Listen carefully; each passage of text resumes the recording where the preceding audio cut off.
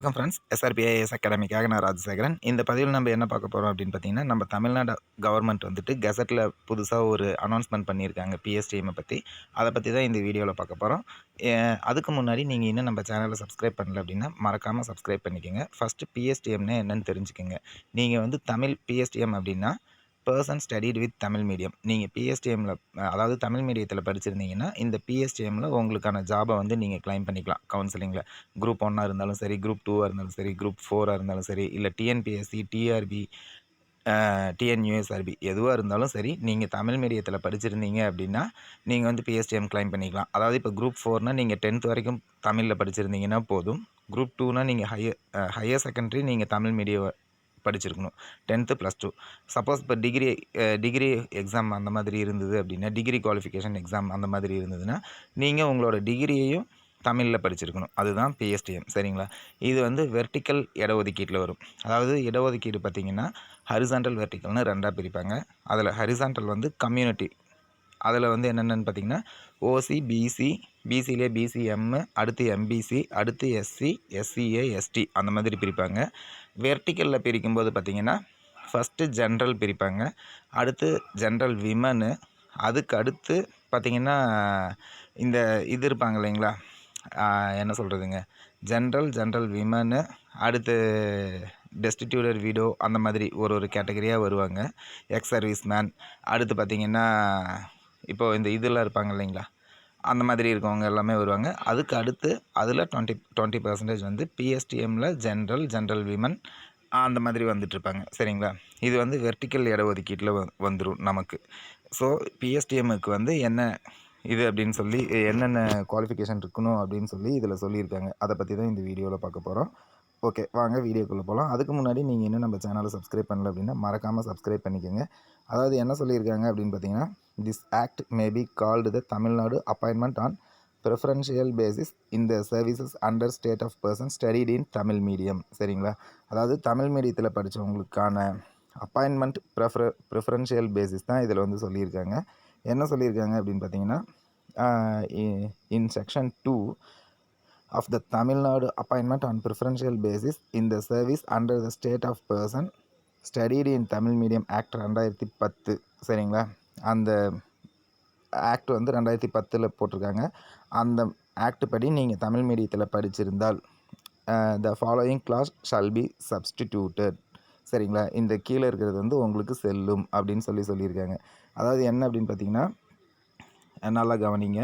PSTM, person studied in Tamil medium, means a person who has studied through Tamil medium of instruction up to the educational qualification prescribed for direct recruitment in the rules or regulation or order applicable to any appointment in the services under the state, சரிங்களா? அதாவது இப்போது ஏற்கனவே சொன்ன மாதிரி தான். இப்போ நீங்கள் டிஎன்யூஎஸ்ஆர்பிக்கு PC exam எழுதுறீங்க அப்படின்னா நீங்கள் வந்துட்டு 10th வரைக்கும் தமிழ் மீடியத்தில் தான் கண்டிப்பாக படிச்சிருக்கணும்.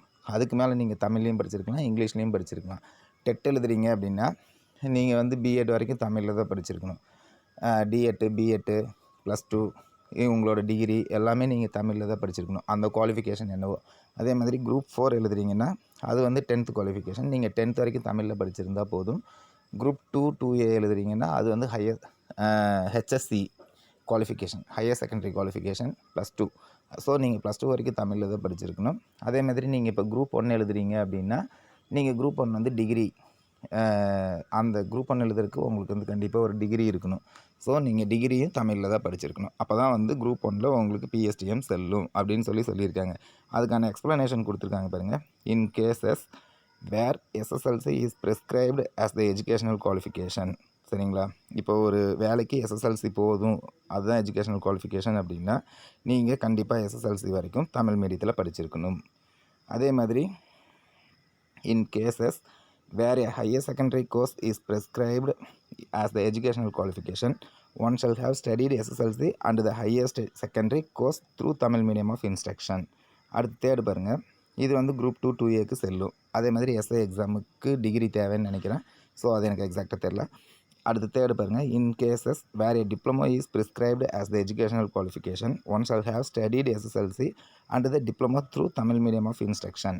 இப்போ டிப்ளமோ குவாலிஃபிகேஷனில் இருக்கவங்க எஸ்எஸ்எல்சியும் டிப்ளமோவும் வந்து கண்டிப்பாக தமிழில் தான் படிச்சிருக்கணும், சரிங்களா. Or if the diploma is obtained after completion of higher secondary course then one shall have studied SSLC higher secondary course and diploma through Tamil medium of instruction.